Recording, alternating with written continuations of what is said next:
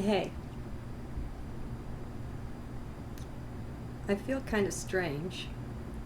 I don't know if it's the best time to be recording or not.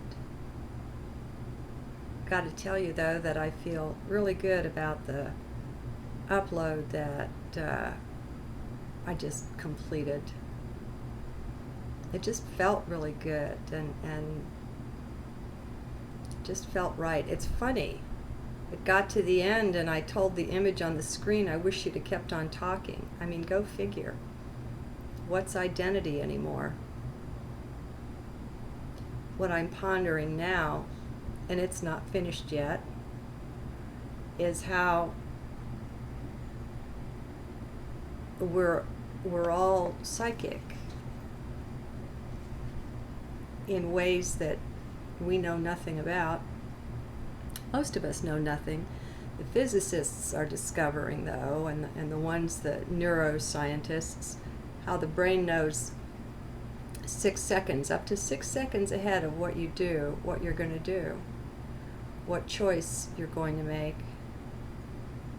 I mean, they're making all kinds of conclusions about that, most of which I don't really go along with. I mean, to me, what it's showing us is that the conscious mind is truly such a little element or aspect of the self, so that we've got other elements and aspects of our being that we're not consciously aware of that are deciding things. And it's so strange because we have this fantasy going on that it's based on the conscious mind's choice, what we do. I mean, from the evidence, it really looks like that's not the case. What we call the conscious mind is not doing the choosing, it's responding to a choosing that's already been done for it. But it gets even stranger because, you know, they put these people in the long tube, the MRI machine, have their brains wired up so they can do their experiments and watch how the person's brain responds. And then they've got the little, you know, if they're supposed to push a button or whatever they're supposed to do, and everything is tightly monitored and recorded, what happened when. And the thing is, a lot of times the brain will make a choice before the stimulus is presented. So if somebody's watching pictures and they're gauging their, let's say, their response to the images, the response arrives before the image. The response arrives before the image is shown. And the images are random, so it's not like the docs or anybody else knows what image is going to come up next. And yet, there is a response 5, 6, 7 seconds before the image appears. You know how you're going to respond, which indicates, and it's always correct, they can tell by which part, they try to do it with a binary thing, a yes, no, plus, minus. And so they can gauge based on which part of the brain lights up or activates, which is going to be chosen, yes or no. And it's always accurate, so it's not a random thing. It's based on a knowledge, a foreknowledge of what's coming up. What does that tell us? I mean, I think the very first thing it tells us is that whatever idea we have around reality, it could use a little dismantling. Our beliefs and thoughts and ideas about things are in the way. And they don't support what we're seeing here. And so they're running a sort of interference for us. So I think it's really good to relax with these things. I don't even know why I'm talking about it now. I mean, it's just something that I'll put in heart. And it'll be in there, and heart will just ponder. Which is a funny thing. I mean, I don't want to think about it because thinking just, never comes out right for me. Thinking is not among the highest skills that we possess. It's a really good thing, and I'm looking forward to increased levels of clarity and mental acuity, intelligence, and so on that are and will be a part of the new Earth for us. As our biology is improved and enhanced, our DNA is put back together, or however you want to say it, restructured, we'll have those abilities. And I'm looking forward to that. It's fun. The mind is fun. It's just, it can't make it to the heights, where you want to go. And if you listen to it when you're going there, I usually find that it's led me off on some sort of a detour.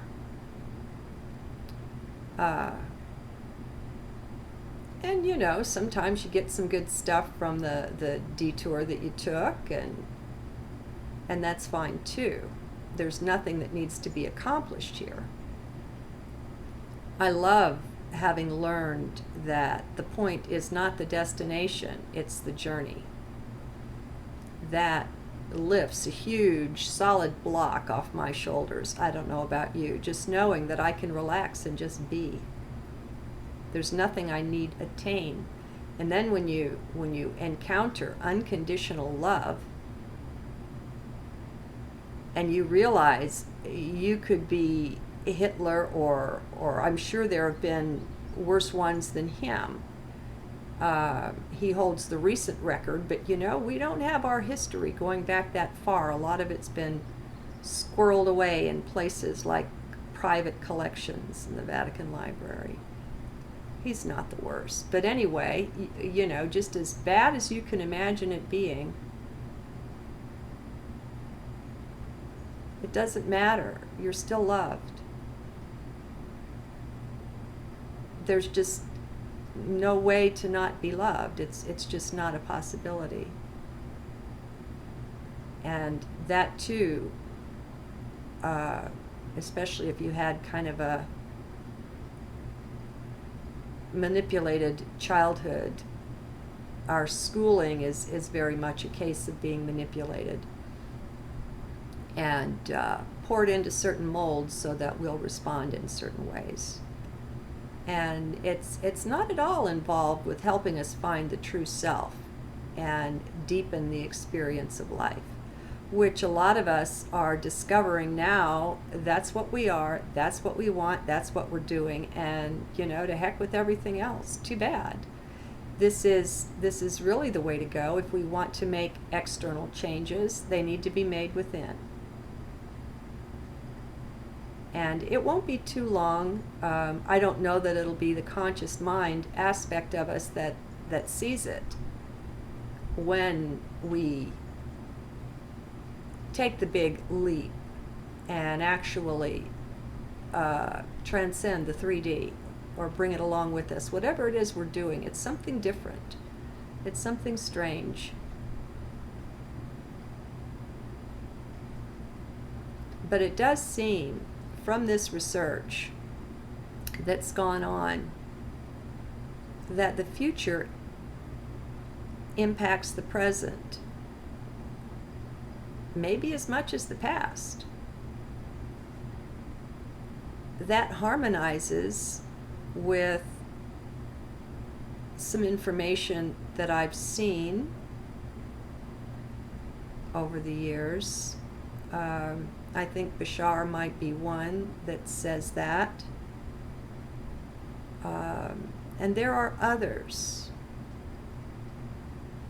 I think that's one of the tenets of the Syrian High Council, as I found in Patricia Corey's work, her trilogy, the Syrian Revelations. Time isn't what we think it is. And this is some good pondering, folks, because go into heart or have an NDE and you'll be in a place where there is no time. Time isn't what we think it is. And this is what many, many different sources say that purport to speak from the higher dimensions. But the thing is, it's experienceable. You can have the direct experience of this, of what I call being in superposition, being everywhere and every when. And Anita Moorjani is one of the best spokespeople for this in her descriptions of her NDE. And I think her site is anitamoorjani.com, where you'll find her interviews collected together. But you can put her name into YouTube. There's videos there as well. I guess a lot of them are YouTube videos. Anyway, she talks about how time is just simultaneous. And so all of these ideas that we have where we give any power to the concept of past or future, I'm in deconstruct mode on those ideas. Letting them go, taking them apart, saying to them, I don't believe you anymore. You've done good service, but you can leave now. Your time is finished. I think that's how we need to thank the villains in life too. I mean, not face to face, nose to nose with them, but energetically, as we're in this time of letting go, of being lifted and elevated in consciousness and finding that these things either or are just falling away from us, and we wake up one day to find things unimportant that were important yesterday, or I like to think of it as going along with the flow and simply being in the mode of letting go, of surrendering, of letting go, and doing it consciously and willingly.